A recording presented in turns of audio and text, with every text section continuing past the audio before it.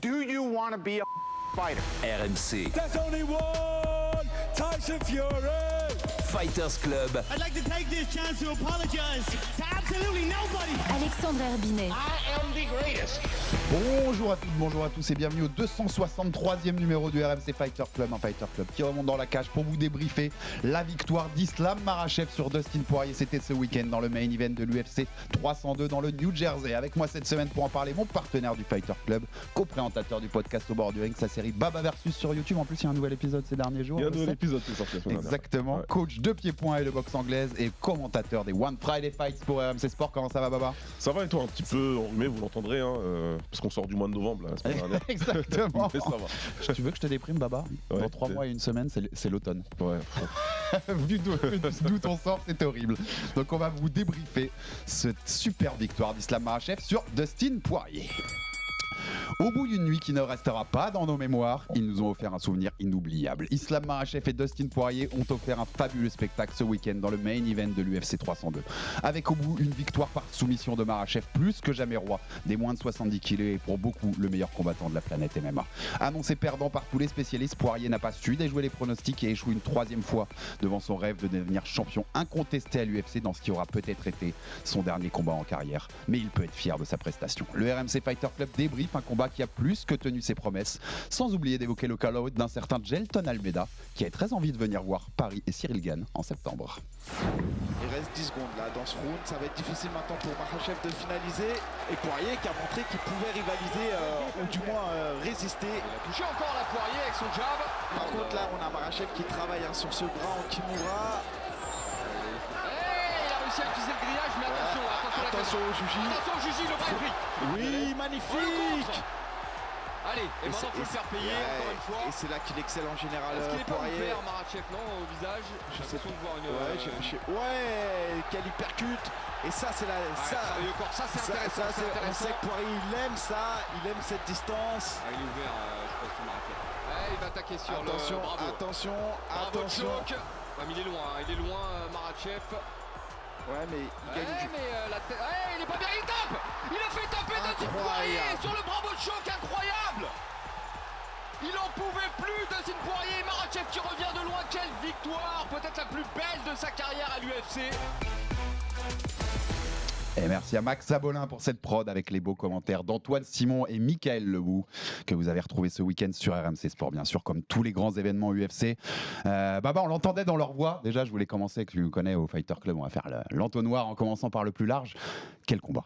Quel combat, je le disais dans l'intro, incroyable guerre. Franchement, je m'attendais pas à ça, en fait. C'est-à-dire que c'est quand même 2 grands noms, donc je m'attendais à un beau combat, j'avais envie de le voir. Je m'attendais pas à ce que j'ai vu. J'étais sur le bord de mon siège pendant les 5 rounds. C'était génial. Ouais, je pense que la plupart, on s'attendait pas à un combat aussi disputé, faut être honnête. C'est ça. On a vu souvent Poirier être en très grande difficulté contre des très bons grappleurs, contre des combattants qui ont une bonne lutte, un bon grappling et qui se fait soumettre relativement rapidement, de premier, deuxième, troisième round maximum. Donc là, ce qu'il a donné Poirier comme opposition, ça a fait ressortir le meilleur de Makhachev, donc ça a donné un super combat. Ouais. Moi, j'avais 3-1 pour Islam avant le dernier round. Je sais pas ce que tu avais. Je sais qu'il y en avait qui avaient 2-2. C'est pas une dinguerie de mettre 2-2. Parce qu'il y a 2 rounds qui sont vraiment difficiles à juger. Il y en a 2 clairs pour Islam et 2 qui sont difficiles à juger. Ouais. Mais super combat qui, comme je le disais dans l'intro pour le coup, a bien fini un event qui avait très mal commencé jusque-là. J'ai vu un tweet fabuleux. Il y a un mec qui a dit: j'ai payé $80 parce qu'aux États-Unis, vous savez que vous payez $80 pour ce genre d'événement. J'ai payé $80 pour un beau main event et un meeting de Trump. Non, mais c'est vrai.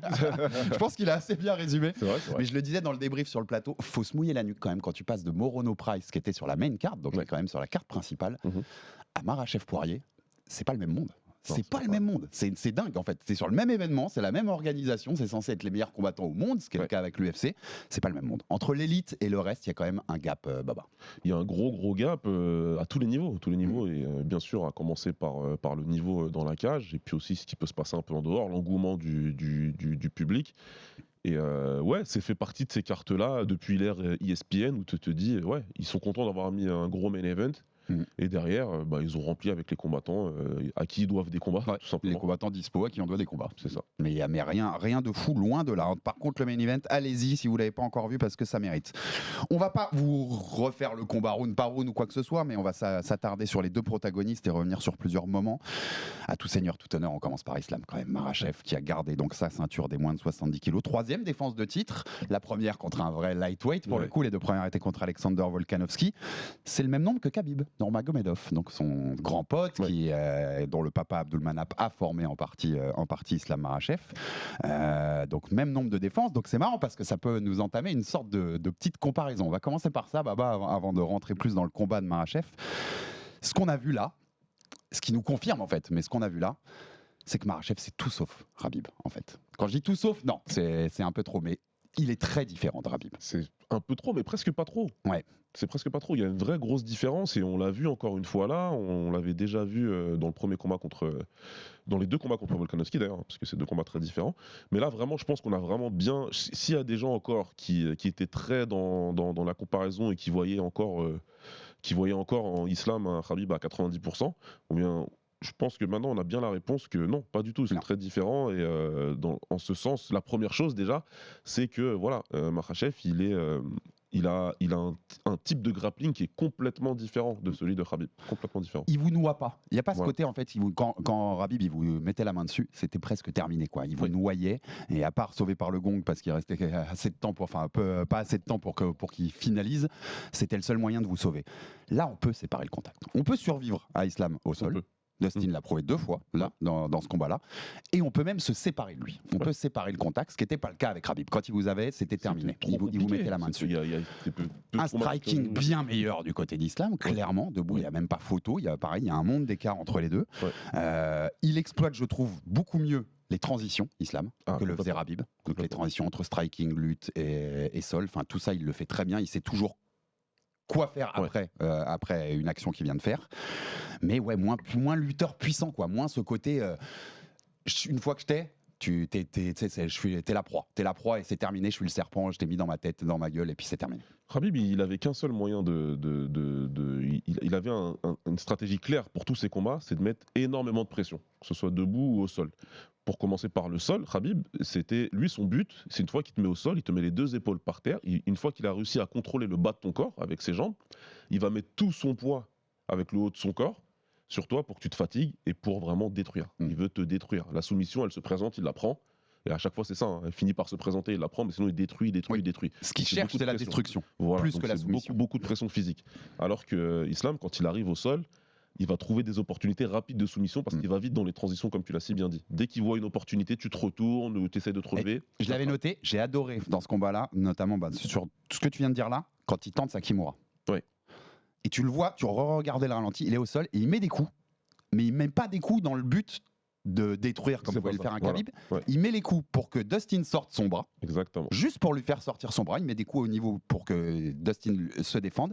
Dès que le bras est sorti, il attrape le poignet et il met en place sa Kimura. Et 10 secondes après, il est dans la Kimura. Voilà, c'est ça. Il sait ce qu'il fait. Mais chaque action va vers une action. C'est pour aller vers après. C'est pour aller vers après, c'est pour aller vers la soumission et puis et donc il calcule bien tout ça.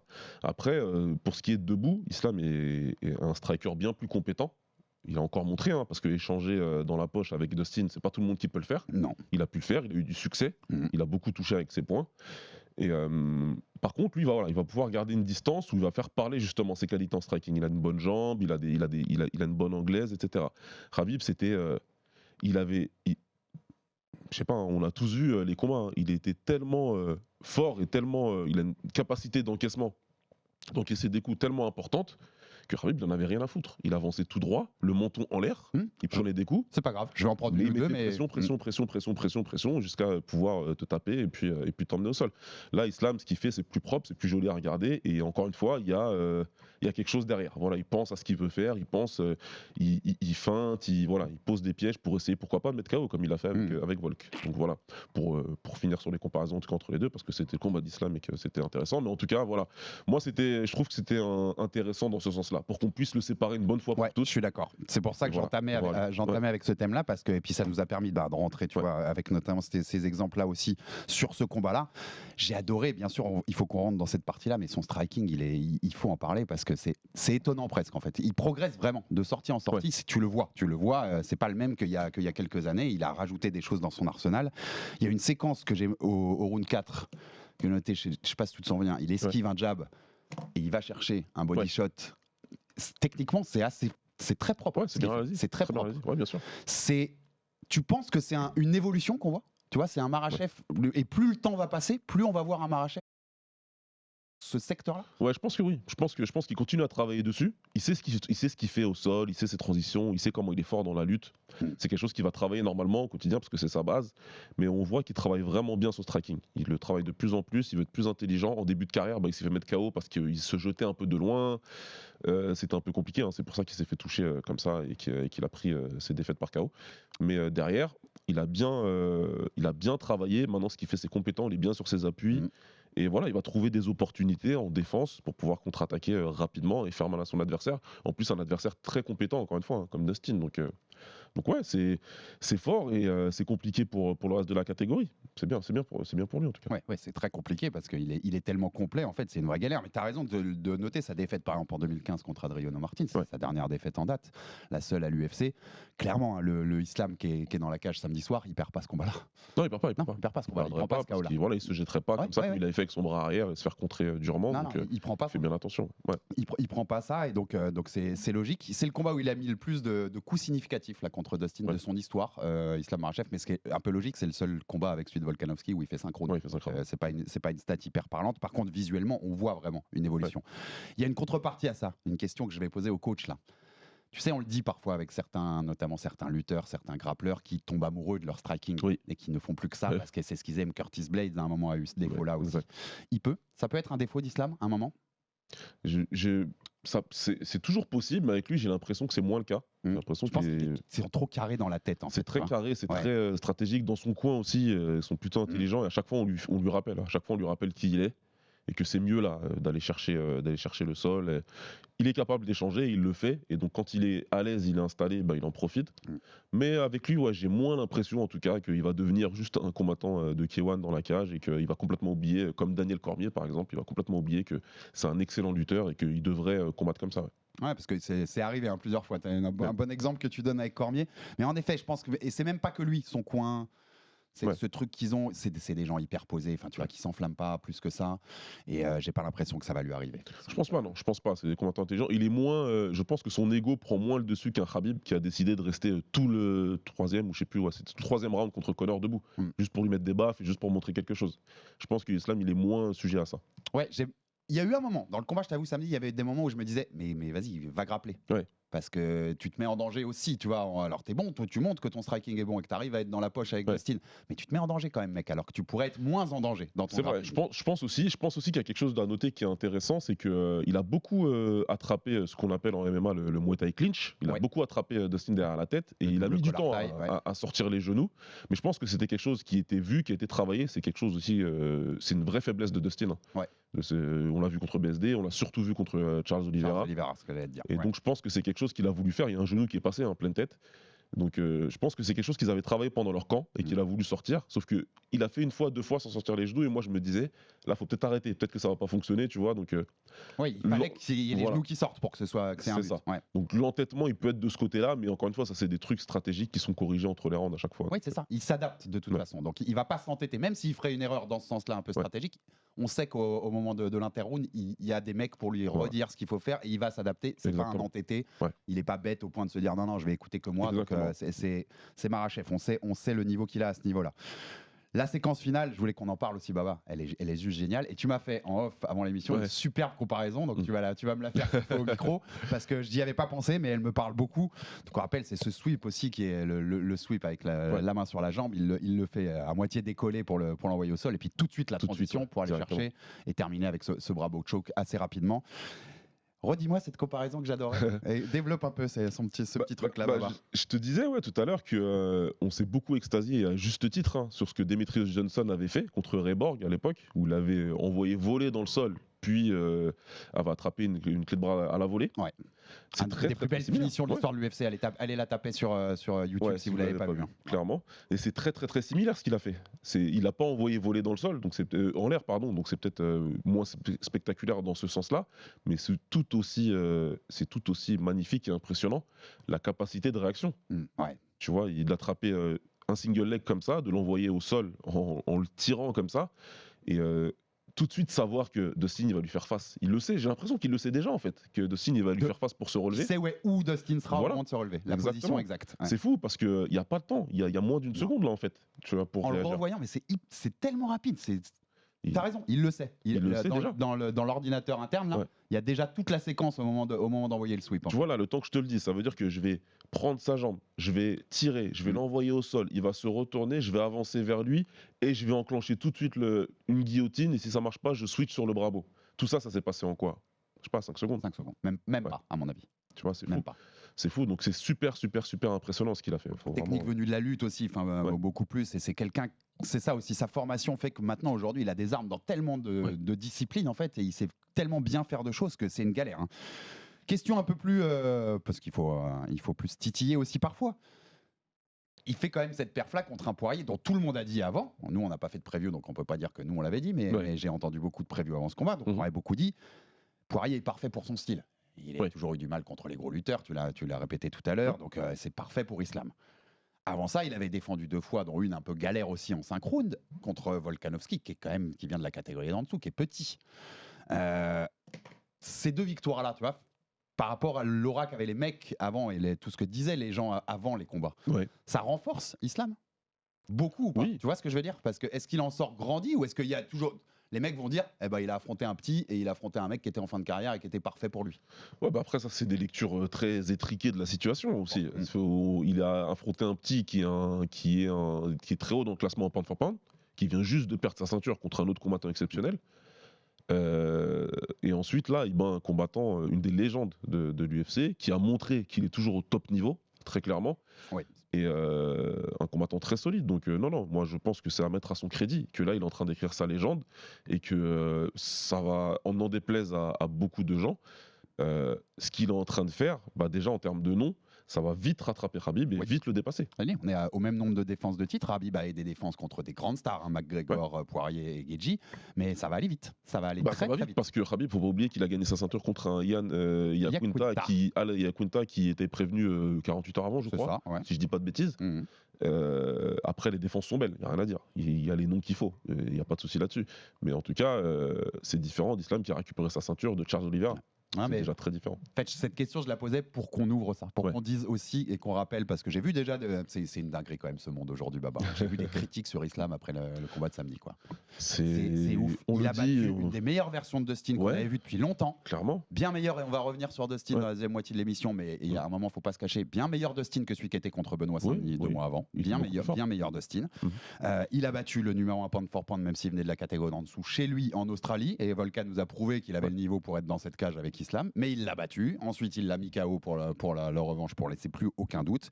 Non, c'est un champion extraordinaire, Islam, il faut souligner ce qu'il est en train de faire, plutôt que chercher à te pointer un petit truc pour essayer de le... C'est un peu, c'est un peu bizarre, mais bon, c'est comme ça. Aujourd'hui, c'est Ouais, comme ça. c'est ça, c'est ce C'est monde-là comme ça que le monde et les fans de MMA et certains analystes sont.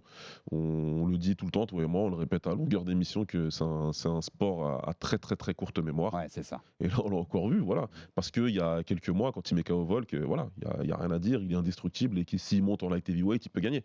Et là, on nous explique que, mais c'est juste que, en fait, c'est 2 mecs dans une cage qui sont super bien préparés, qui ont 2 mois de préparation. Exactement, il y a C'est 2 deux mecs, combattants il n'y en a pas d'élite. qu'un seul. Ouais. Et il faut le battre, le mec qui est super bien Mhm. préparé comme ça. C'est pas si simple que ça, la vie. Hein. Donc, Non, complètement. En tout cas, quelle galère à prendre ce mec-là, parce qu'entre les qualités au sol, son striking qui se renforce, et puis la crainte des takedowns quand tu es face à lui en striking, c'est une équation à résoudre qui est c'est dur, très, et très c'est dur. compliqué. Et tu vois Poirier quand il est en train de retourner dans son vestiaire en coulisses, il est en train de parler avec Mike Brown et ils disent, écoute, c'est la petite erreur là.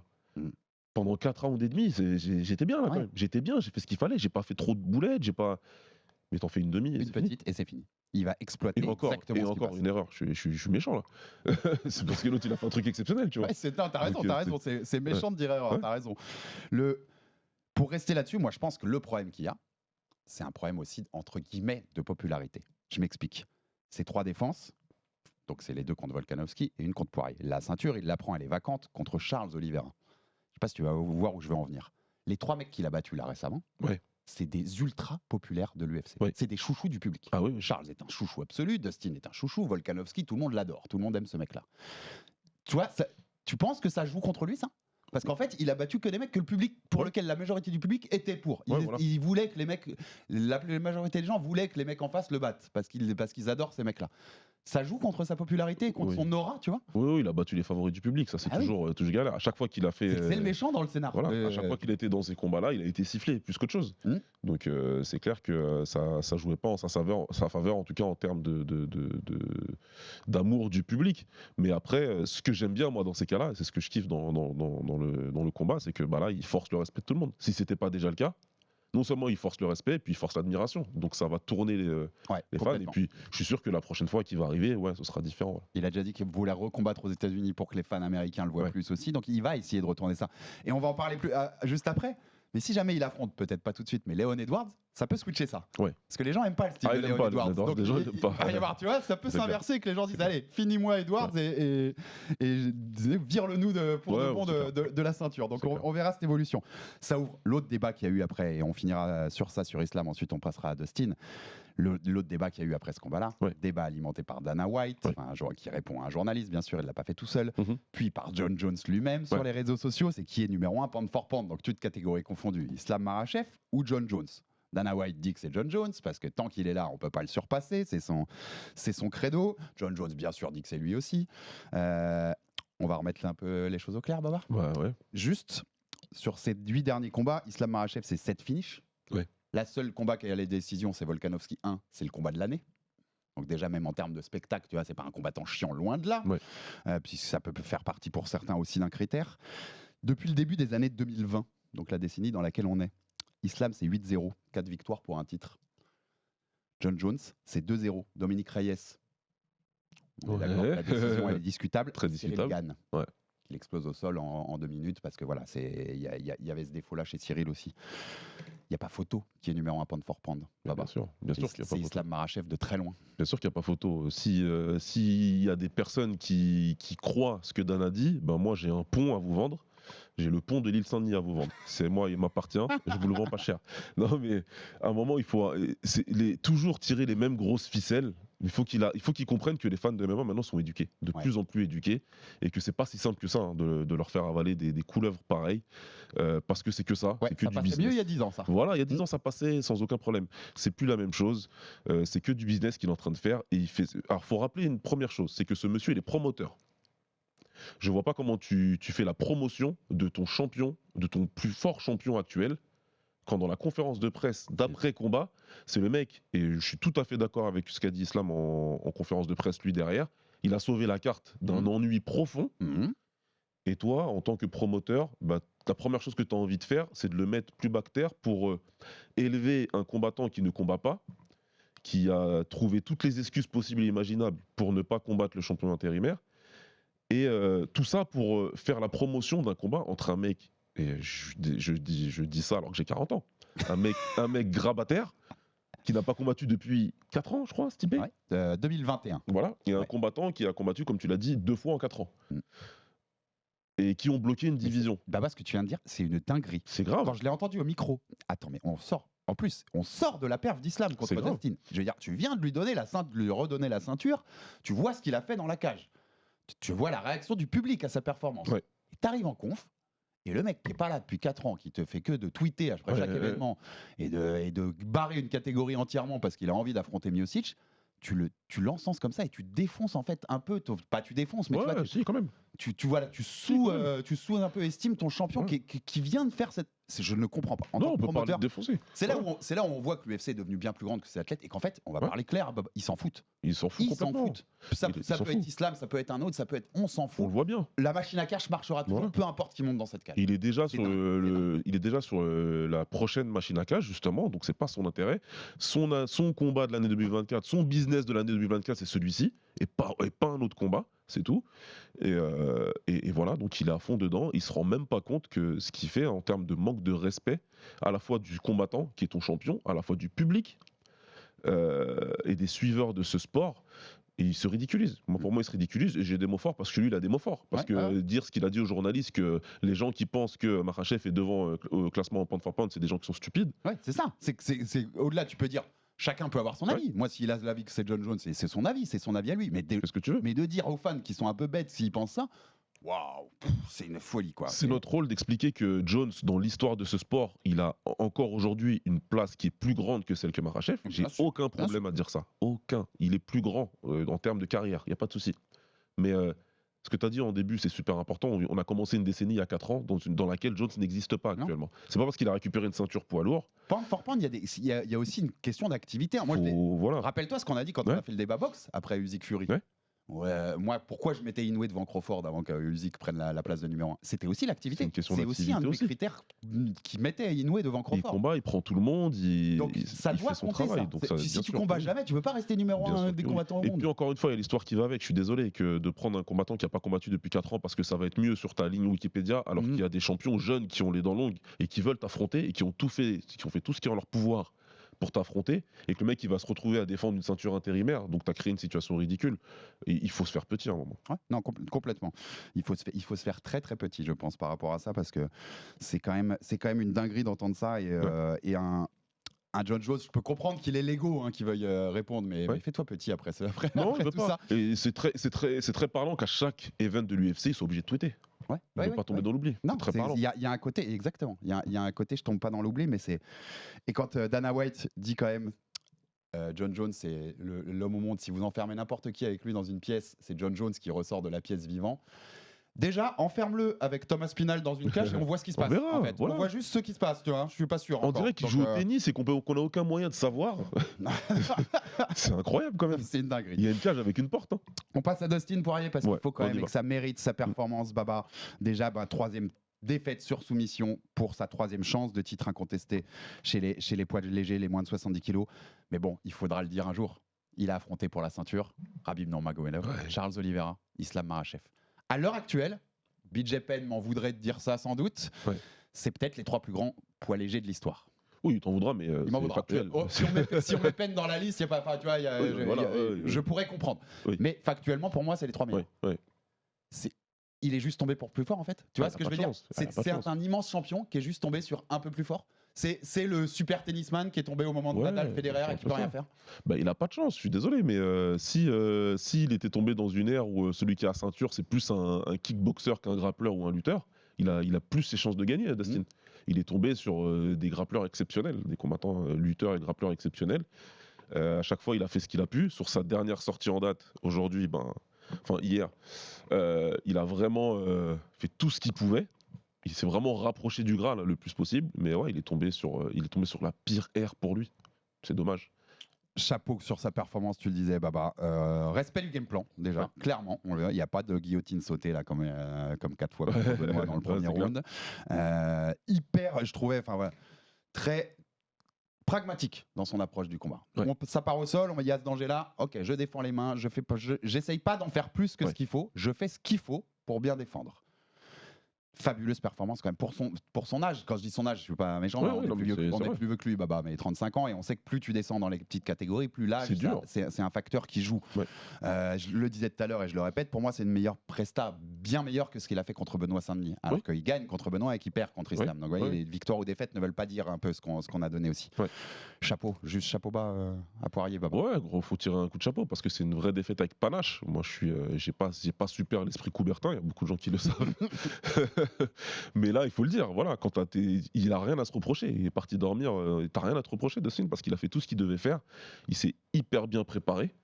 Il avait les réponses au sol, il les avait les réponses jusqu'à ce dernier round où il est face à un combattant exceptionnel qui est capable d'exploiter les transitions comme il le fait, et ça a été super vite.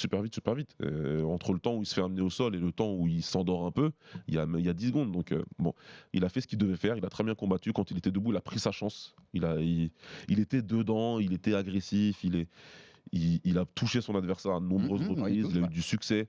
Comme tu l'as dit tout à l'heure, ça peut être 3-1 ou ça peut être 2-2. Donc voilà, pour moi, il a rien à se reprocher. Il a fait le combat au meilleur de ses habilités. Ouais, moi je suis complètement d'accord. Il touche bien. Alors après, voilà, en face, il y a quelqu'un, comme tu disais tout à l'heure. Ouais. Un combat, c'est à deux. Hein. C'est pas parce que tu touches que tu vas forcément mettre KO Ouais. tout de suite, mais il a plus que fait son combat. On sait qu'il y a cette. Voilà, il en a parlé lui-même au micro, il n'a pas confirmé est-ce que ce serait son dernier combat ou pas. Franchement, Baba, dans ses mots, dans sa façon de parler, j'ai vraiment l'impression que c'est la fin. J'ai l'impression aussi. Tu vois ce que je veux dire? Il a le discours d'un mec qui va s'en aller. Et il voulait pas confirmer à 100% dans la cage. Il veut sûrement rentrer chez lui, réfléchir encore un peu. Mais moi, je comprends ce qu'il raconte parce que il les a fait les runs. Ouais. Il a fait plusieurs runs. Repartir sur un run encore là à 35 ans. Parce que tu sais, il y a eu ce truc-là. Après le combat, il y a eu plein de mecs. J'ai vu plein de mecs dire.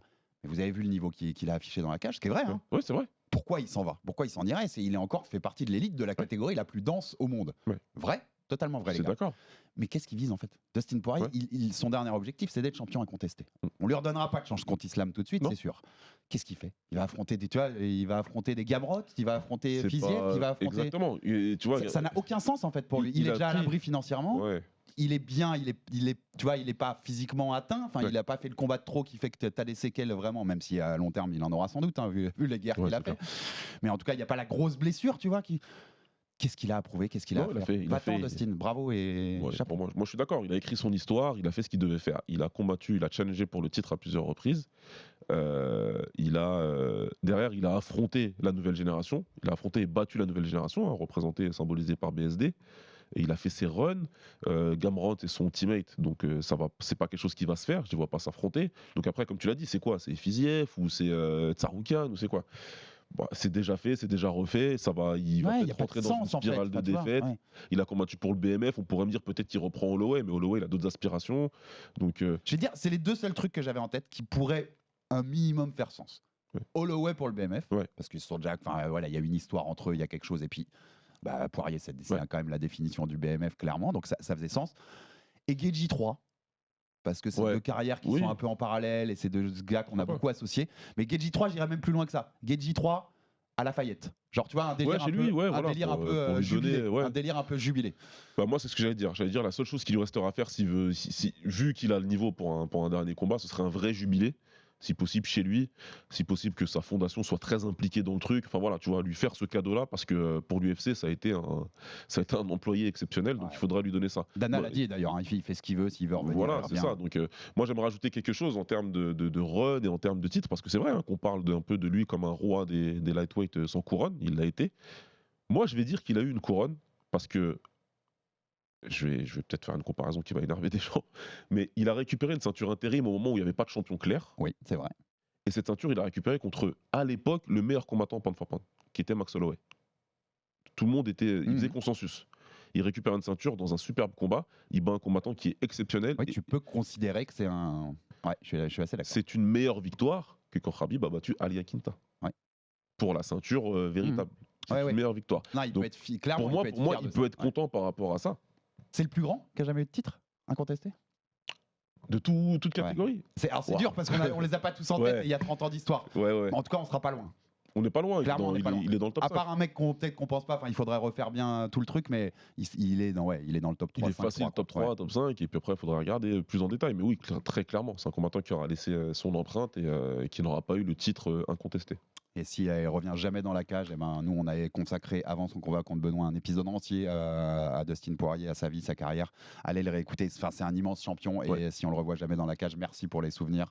Et c'était hyper cool de suivre cette carrière. Et moi c'est une des carrières les plus cool que j'ai suivies à l'UFC. Tu vois ce que je veux dire par le mot cool?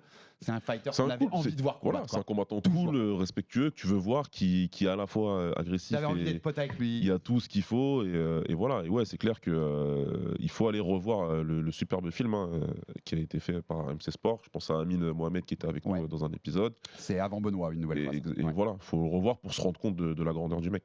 Tout à fait. Et vu qu'on est sur la suite, et on l'a pas fait sur Islam, mais un tout petit mot rapide d'une minute, la suite pour Islam.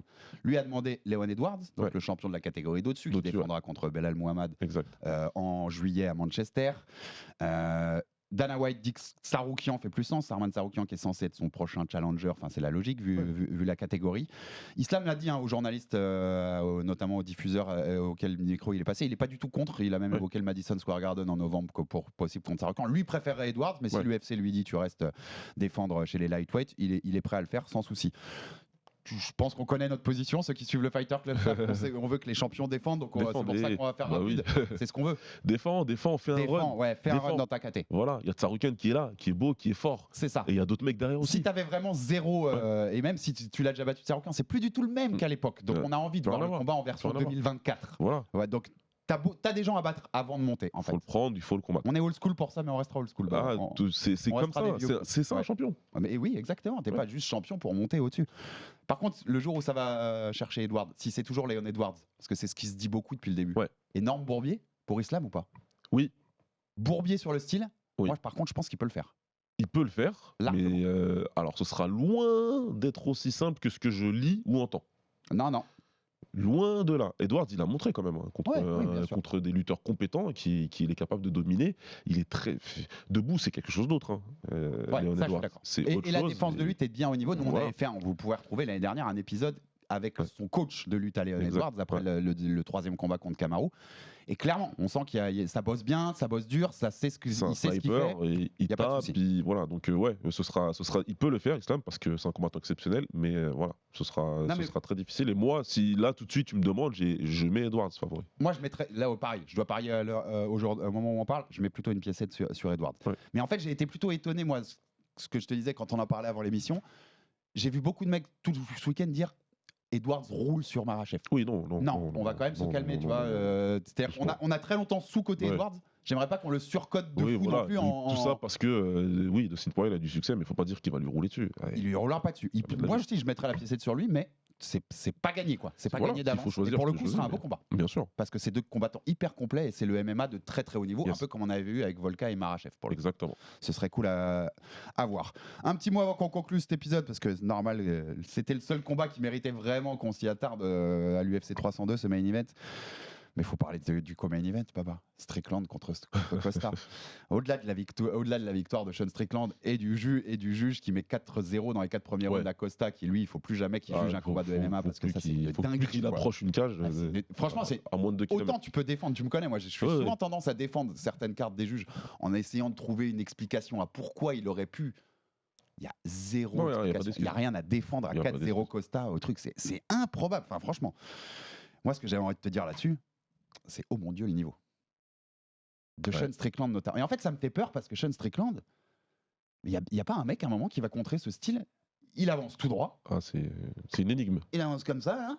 Il fait toujours la même combinaison 1-2. Il n'y a jamais de variété. Il fait toujours le même kick en avant. Il n'y a pas un mec pour contrer ce style-là. Est-ce que c'est on va être dans la provoque, Baba.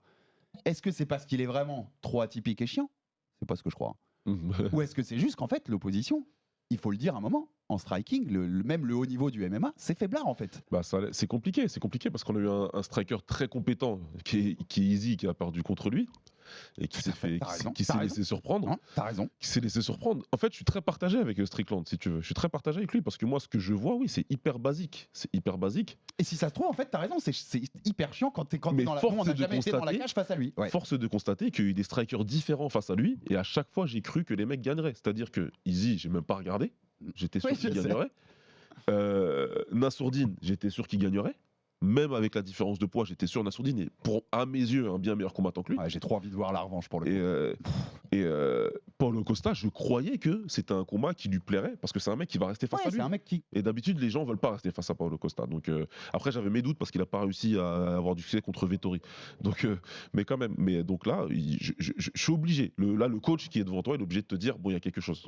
Il y a quelque chose qui fait que ça dérange les combattants face à lui. Puis t'as raison, et en fait l'exemple où j'avais pas assez pensé après, l'exemple d'Easy est quand même frappant. C'est pour le coup un striker de haut niveau et il a rien pu faire contre ça. C'est un striker d'élite qui certes probablement. Mais ça me rend dingue, moi je te jure, devant mon écran, je me dis mais il y a pas un mec qui va lui. Je suis sûr que si tu lui fais le même style que lui, il s'écroule d'ailleurs. Ouais, probablement. On l'a vu contre Dricus Duplessis, Oui, qui oui, est pas, tout à fait. qui est pas Ernesto Host, hein. Mais voilà, c'est passé. Il faut des mecs un peu bizarres. Non, mais ça reste une énigme. C'est une vraie énigme, une vraie de vraie. Moi, j'ai l'impression de voir un classe 1 contre un classe D à l'entraînement, où que tu sais pas trop ce qu'il va faire et que du coup, t'as Ça, plus ouais. de mal que contre un autre classe 1 Comme qui est tu sais compétent. plus ce qu'il va faire, c'est Ouais. trop atypique et t'as du mal à le contrer. C'est quand même un peu ça. Il doit y avoir de ça, hein, c'est clairement. Et pour la petite blague, il est quand même devenu ce week-end le combattant qui, dans l'histoire de l'UFC, hommes et femmes confondus, a le deuxième plus grand nombre de coups significatifs, derrière Max Holloway, bien sûr, le roi de ça, avec plus de 2000, je crois. Il va falloir revoir la définition de coups significatifs. Si Sean Strickland est le deuxième dans l'histoire. Si un coup significatif, c'est tout ce qui est pas un jab, alors ça va aller vite, ouais. Parce que, waouh, il y a plein de coups qui sont pas Mais il a significatifs. touché quoi, en fait C'est chaud, hein. Donc, Il a touché quoi? Rien du tout. non, mais l'énigme est Strickland et qui reste dans les petits papiers pour avoir sa revanche pour le titre chez C'est moins ça. de 84 kilos. Donc ça reste étonnant. Petit dernière. Pas thème, mais on va faire 2 petites minutes juste là-dessus, Baba. Il fallait en parler. J'avais rien envie de parler d'autre sur la carte, à part d'un homme, Jelton Almeida, Ouais. bien sûr, qui a été relancé après sa défaite contre Kurt Stillblade avec cette victoire dès le premier round de soumission contre Romanov et qui surtout, c'est en ça que c'est intéressant, sinon on n'en parlerait pas, Baba, Ouais. qui prend le micro et qui dit je veux voir Paris. Je Ouais. veux voir Paris en septembre, donc on a tous tout de suite compris qui il voulait. Ouais, bah oui, Cyril bien sûr. Gane, bien entendu. Il en a remis une couche au micro de RMC Sport dans les coulisses après le combat. Je vais te soumettre, viens avec moi Cyril en septembre. Il en a remis une couche cette nuit sur les réseaux sociaux, je l'ai vu passer. Ouais. Mais ça avec comme la classique, je tag Dana White, je tag Ménard, Ok, je tag ouais. tout le monde. 28 septembre, foutez-moi à Paris contre Cyril Gane, je vais le soumettre. C'est la logique aujourd'hui? Oui, C'est ce qu'on doit faire? dans l'image d'aujourd'hui, oui, c'est la logique, ouais. Ouais, en fait, il y a l'autre possibilité qui reste là, le 22 juin en Arabie Saoudite, il va y avoir Pavlovich, qui est numéro 3 Ouais. de la KT, Sergei Pavlovich, qui a été battu par Aspinal en novembre dernier, contre Volkov, que Gane avait déjà battu il y a Qui avait quelques déjà battu. années. On pouvait s'imaginer que le vainqueur des deux, notamment si c'était Pavlovich, puisque bon, Volkov, il y a déjà eu le combat, mais si c'était Pavlovich, que ça faisait sens d'avoir Pavlovich contre Gane à Paris. Tu vois, s'il Ouais. sortait de Volkov sans trop de dégâts, Ouais. pourquoi pas? Ça peut faire sens. Là, je trouve que c'est Almeida qui fait le plus de sens. Pour plusieurs raisons. Ouais. Après, je te donne la parole. Ouais. Moi, déjà, c'est le combat des deux que je préfère. Ouais. Pavlovich, ça m'emmerde. Ouais. Je vais te le dire. Enfin, tu vois, le mec qui met que des coups, qui va être ultra dominé techniquement par Cyril debout et qui a sa seule chance, c'est de lui en mettre une et que Cyril se relève pas. J'ai pas envie de voir ce combat. Ça m'amuse Ouais, pas moi des non plus, masses. moi non plus. Et je vois comment Cyril va le gagner et ça m'amuse pas des masses non plus. Et je pense qu'il va le gagner. C'est beaucoup plus intéressant stylistiquement, Jelton, je trouve, d'avoir Bien comme sûr. adversaire. Et là où je dis que pour moi, c'est ce qu'il faut faire, c'est que je pense qu'il a un peu piégé Cyril. C'est-à-dire que Cyril, après avoir refusé de faire monter Aspinal dans la cage Ouais. à Paris en septembre, après avoir vu Blades dire il m'a dit non 3 fois, il m'a évité. Tu vois, ce storytelling qui aujourd'hui aux États-Unis se fait que Cyril Gane, c'est un peu le mec qui évite les autres. Ouais. Comment tu fais là? Parce que si tu l'évites là, on va te le ressortir aussi. Non, mais de toute façon, il peut pas, il a pas le choix. En fait, il a pas les commandes, malheureusement, Cyril. Là. Ouais. C'est un peu ça. Hein. Il avait les commandes pendant un temps. Là, il les a plus. Et il va pas avoir trop le choix. Et puis, très clairement, Jelton, ce qu'il fait, et il a raison de le faire parce que ça sert ses intérêts à lui, mais ça sert les intérêts de l'UFC. C'est clairement un service commandé. C'est un service commandé. Quand tu tweets avec Mick Ménard, etc., on sait comment ça se passe. On sait que c'est le manager qui te dit parce que l'UFC t'a dit de le Bien faire et que, comme tu l'as dit, en Cyril, 24 heures. comme Cyril avait fait avec John Jones C'est avant d'avoir le exactement combat. la même chose. Ouais. C'est exactement la même chose. C'est comme ça que ça marche. On a commencé avant le combat. Cyril fera une réponse en disant qu'il va le prendre et qu'il va l'accepter. C'est comme ça que je vois les choses en tout cas. Et puis ça va se faire. Et puis c'est tout. Et c'est un combat qui est intéressant. Ouais, c'est un combat qui En est plus, donc très c'est bien. intéressant Ouais. et qui pour le coup, oui, il y aura des questions. On aura envie de voir ce combat-là. Ouais. Je ne sais pas si ce sera le main event parce qu'il y aura aussi le combat de Benoît Saint-Denis possiblement contre un Dan Hooker. Il y aura peut-être Nassourdine s'il bat Cannonier qui aura un gros combat. Donc, mais c'est un combat qu'on aura beaucoup d'intérêt à voir. Absolument. Et j'en profite. C'est pour ça qu'on faisait aussi 2 minutes là-dessus pour vous dire. Pendant le mois de juin, on va vous faire une émission avec Baba avec notre carte un peu rêvée de l'UFC Paris, Ouais. ce qu'on a envie de voir. Donc Ouais. on prendra le temps d'un peu plus développer sur ce possible Jelton Almeida Ça contre Cyril Gane, bien sûr. Merci à tous, merci à toi Baba pour cette présence, pour Merci ce à toi. débrief de la superbe victoire d'Islam Makhachev contre Dustin Poirier. On vous réserve un autre épisode cette semaine puisqu'on va parler de Nassourdine Imavov contre Jared Cannonier. Le combat est très important, donc vous nous retrouverez dans les jours à venir. Abonnez-vous sur toutes les plateformes pour rater aucun épisode du RMC Fighter Club. Envoyez-vous de la force, des pouces bleus, des commentaires, ça fait toujours avancer le bousin. Et à très vite pour un nouvel épisode du RMC Fighter Club. Salut mon Baba. Salut Ciao. Alex, ciao. RMC Fighters Club.